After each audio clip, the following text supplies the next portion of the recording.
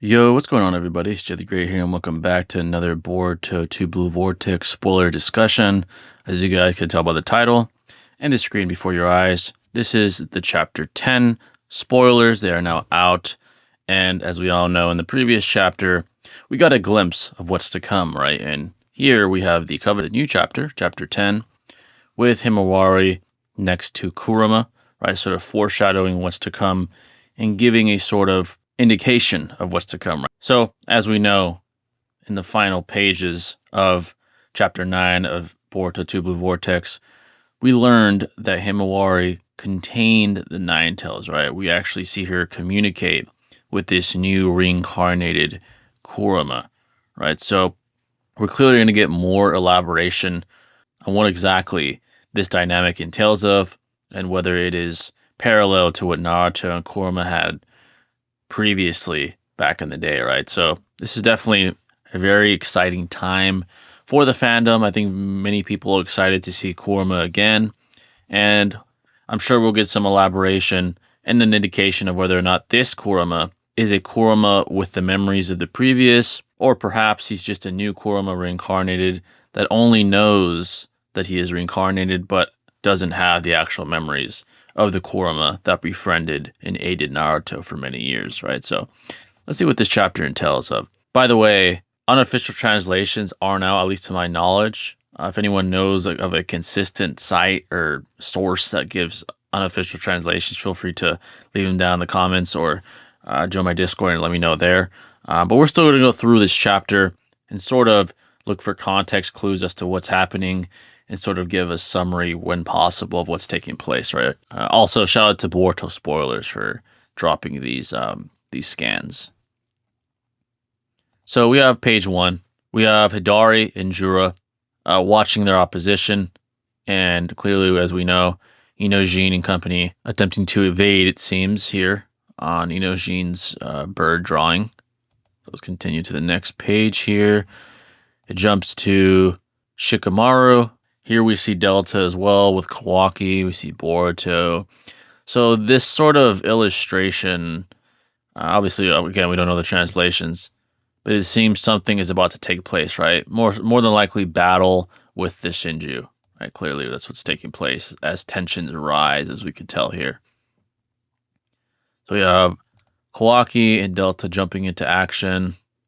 I'm assuming perhaps Shikamaru is telling them to take action since perhaps the Shinju have arrived, something along those lines, I would assume. All right, so then we have Boruto, who seems to be speaking to Shikamaru again telepathically.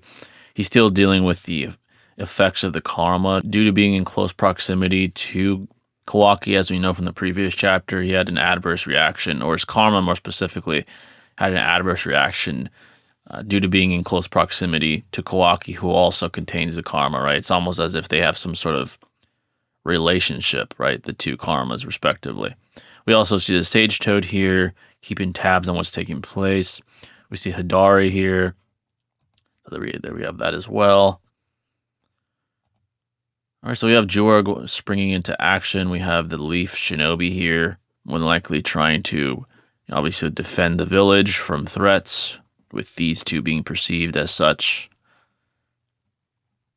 All right, so we have Hidari sort of making his presence known, right? More than likely they're having a they're having a dialogue, and Hidari's obviously most likely telling him you're out of your league or something along those lines, making it clear that he is the superior, right? And it seems these guys are quite nervous, obviously, especially considering that this specific Shinju resembles Sasuke, right? And as we all know, even the chakra signature that this Shinju contains is a match to Sasuke's, meaning in the minds of these shinobi, this individual more than likely contains the capabilities of Sasuke, and Sasuke is obviously a legendary shinobi with a legendary reputation, not only in Konoha, but amongst the shinobi world, right? So, something to keep in mind as well. All right, so then we got the Leaf Shinobi, Hidari here. Appears to be Sarada back there, from what I can tell, with Sumire making their way. All right, so here we have Sarada and Sumire approaching Hidari.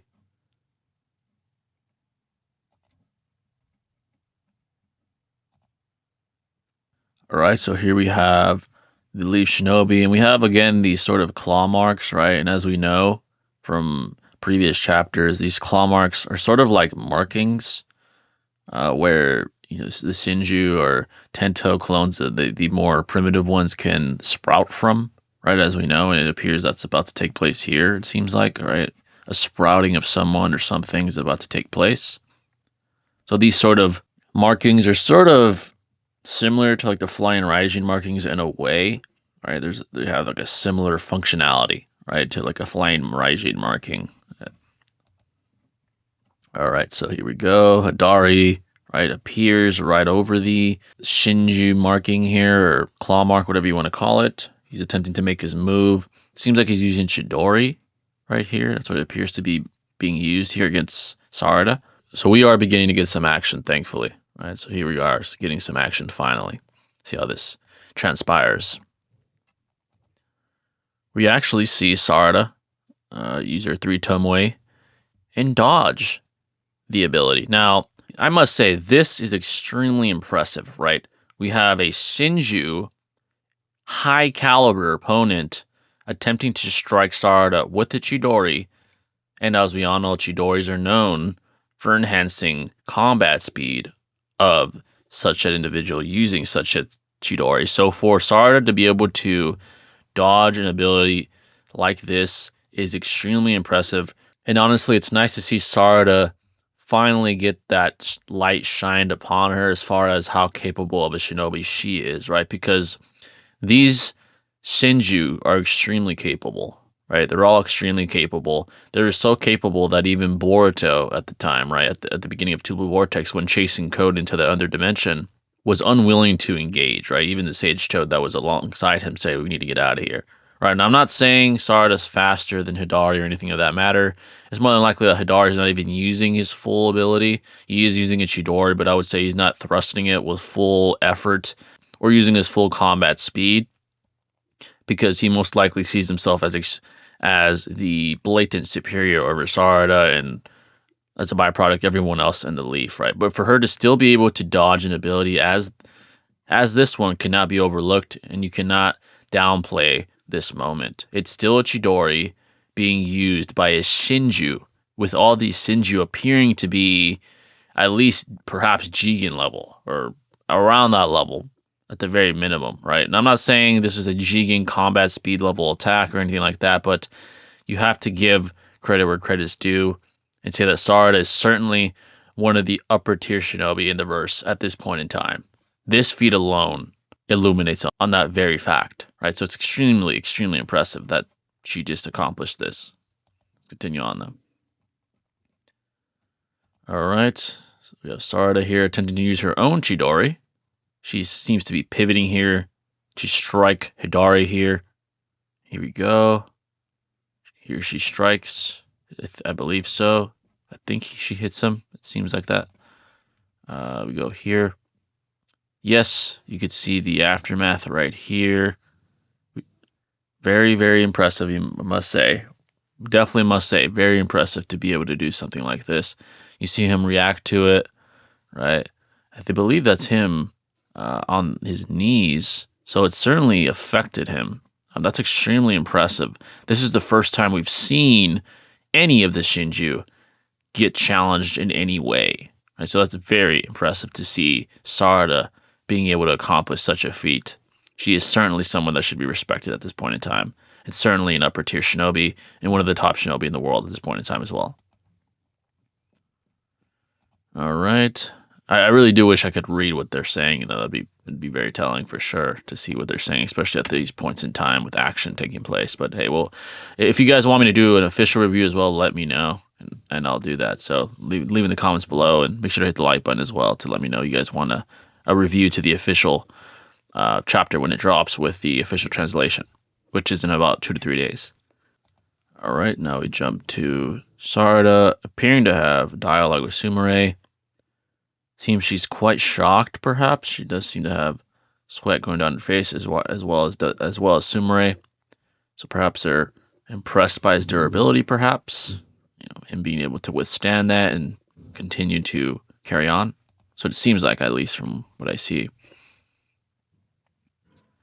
Now we jump to Kurama, baby Kurama and Himawari here.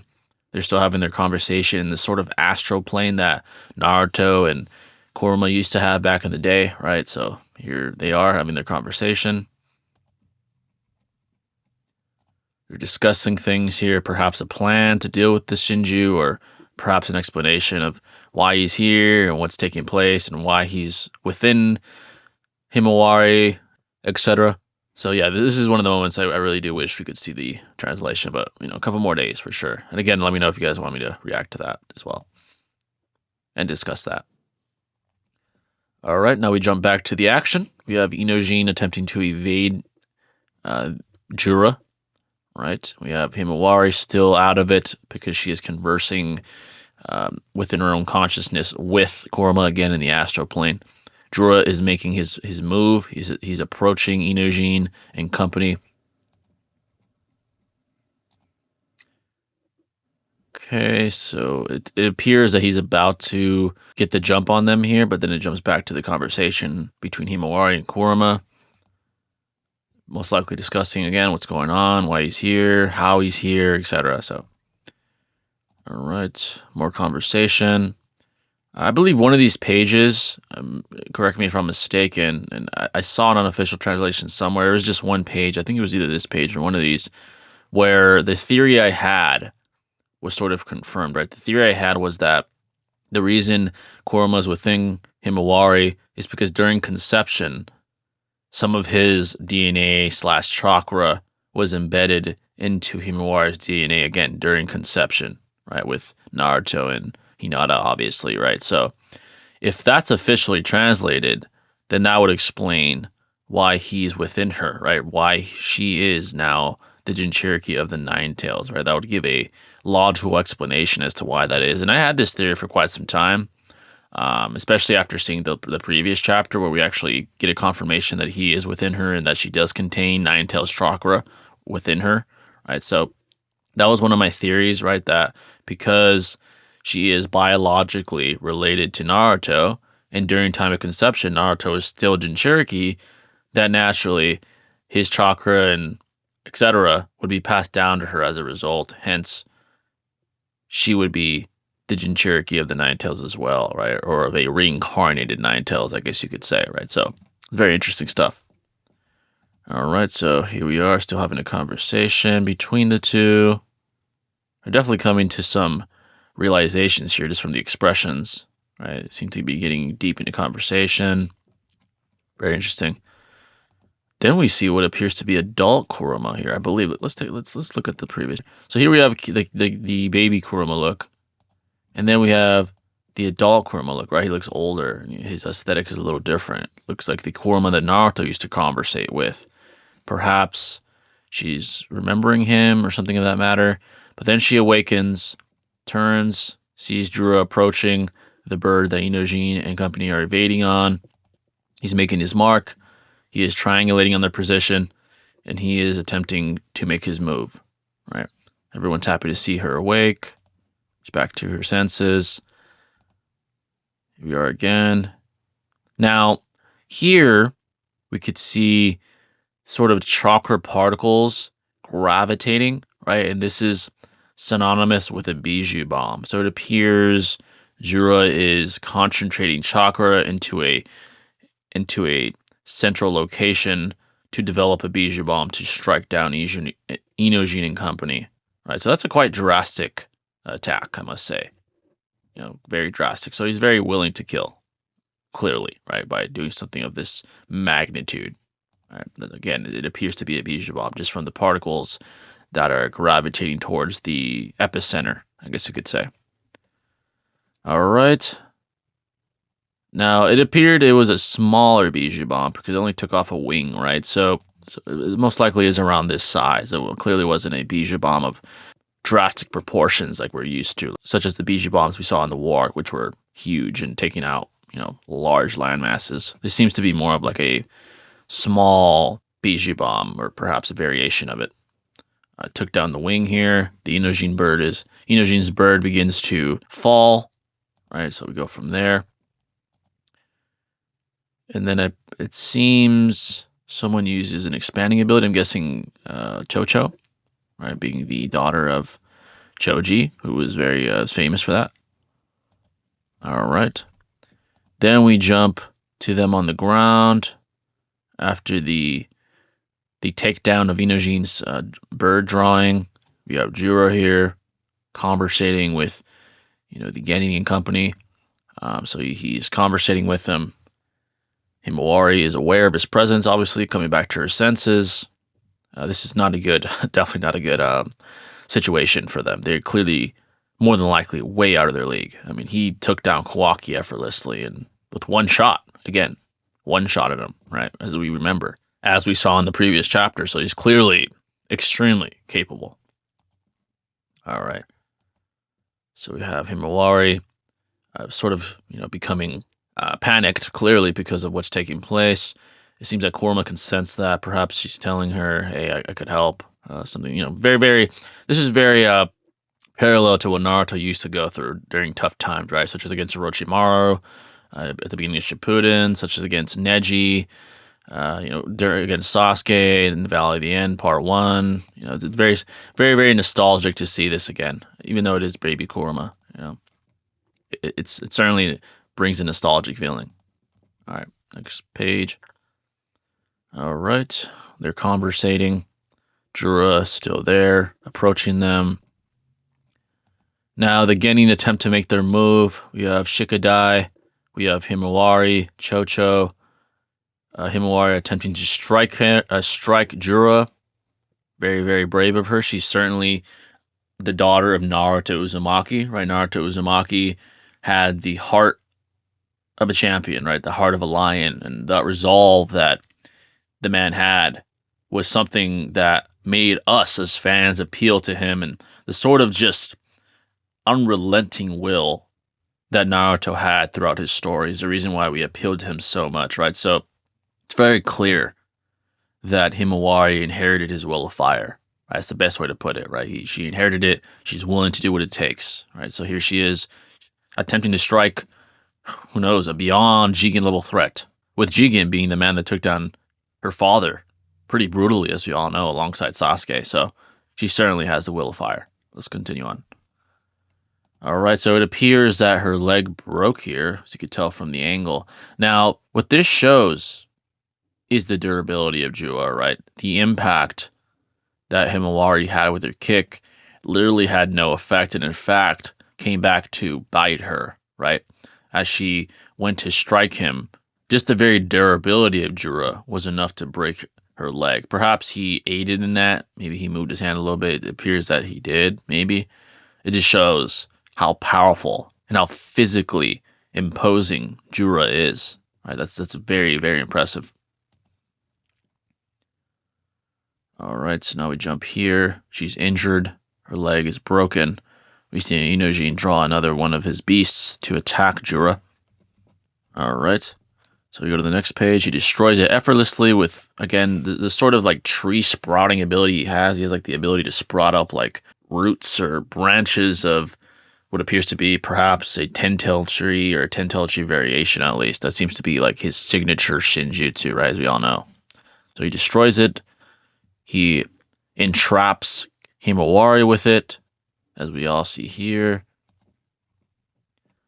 Inojin attempts to blitz him. We see her getting sort of engulfed by it. It seems to be sprouting more and more, right? As you can see, only her face is visible here. And again, we see Inojin attempting to blitz Jura here and make his move to save her. And of course, he reacts effortlessly, appears to knee him or kick him here, and he falls. All right. Clearly, it's very obvious they're out of their league, right? So it's quite obvious. All right, so here we jump to the next. We see Inojin attempt to sort of grab at him on the ground, sort of groveling. He's clearly injured and damaged. And now, wow, I just saw this right now. I didn't even look at the bottom of the page. He kills him.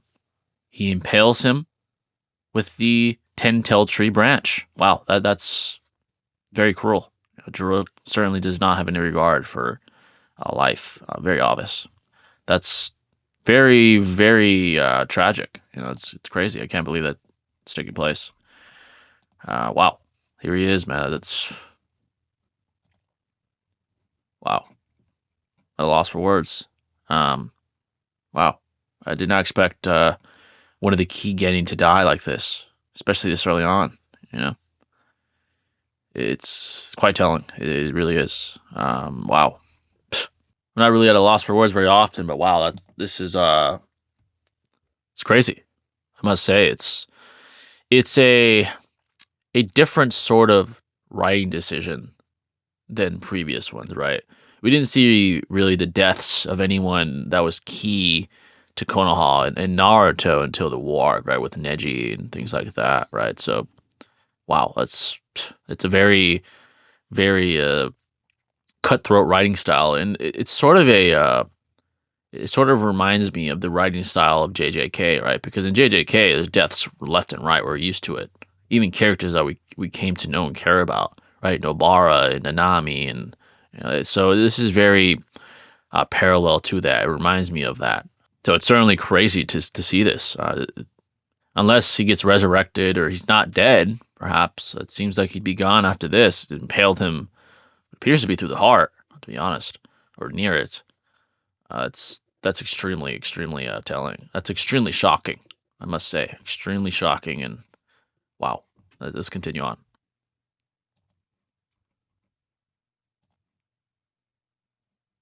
All right, here we go. Next page. Okay, so we have Jura here. We have Inojin impaled, as we know. Everyone just shocked by it. Him with it not shaking, obviously, Jura whatsoever. He's not affected by it. It's just another day in the office to him, it appears like. And this angers, clearly, Himawari. Right, so Himawari appears to be powering up with more than likely the Nine-Tails chakra. This is very, again, a very nostalgic feeling is taking place right now. It obviously reminds me, and I'm sure many of you, of the days of Naruto when he would power up. And clearly the hair here is a reference to Kushina, right? When Kushina would power up, she'd have this sort of hair levitate, right? So it's very parallel to that. Very parallel to her bloodline, right, of Jinchurikis, right, Naruto and Kushina here. So here we see her angered, right, and enraged clearly by what took place and what she just witnessed, right. It's not an easy thing to see. This moment reminds me of a little bit of when Hinata was slammed by Pain, right. It was just a shocking moment, and it caused Naruto to go over the edge, right. Clearly Hinata survived, but it's sort of parallel to that, right, with this shocking, shocking moment right here. This is crazy. This is crazy. I must say, I did not expect that to happen. I really did not. Not this soon, at least. It's crazy. It just shows the threat that these Shinju are and how detached they are from life. Like, they don't have any regard for it. All they care for is their goals. Even if they are sentient and have their own, sentient feelings and ideologies and goals, they certainly don't have regard for life, as you could tell. They'll be cruel if they have to, if you get in their way, right? So clearly, we saw that take place here today. Extremely, extremely shocking still. So we have that. And here we have her break out of the Ten-Tails tree branches, or whatever you want to call it. The Ten-Tail tree bark or branches, or whatever you want to call it. Very impressive, right? We haven't seen anyone else sort of replicate that sort of feat. And so clearly she has increased in power, and her leg seems to be fine now too. She's on two legs now, standing on her 2 feet.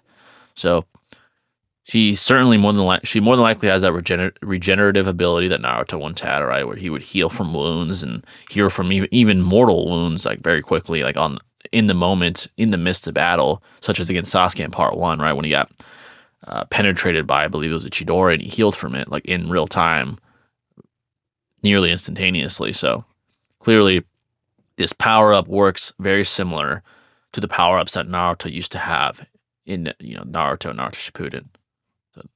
That's very telling. Then we jump here. We have everyone shocked, Jura interested, and we have Kurama getting to business and Himawari getting to business. Very, very exciting moment right here. And I believe this is the end of the chapter. Great way to end it off. Amazing. Here we are. Here we go. What I was talking about, this sort of tribute to Himawari's bloodline. We have Kushina. We have Naruto. All right. So great way to end the chapter. Wow. That honestly, with everything we saw in this chapter, this might be the best chapter yet. It just might be. It was that good to me. 9.5. Honestly, 10 out of 10. I don't really have anything bad to say about it. Just the action, the tension, the already tribulations taking place. I mean, look at this. This is insane. I mean, one of the genin has fallen already. And we just started the two blue vortex. We're 10 chapters in. Right? That's why I said this is very JJK like. Even in JJK, we didn't see major deaths until the Shibuya arc. So it's insane. It really is.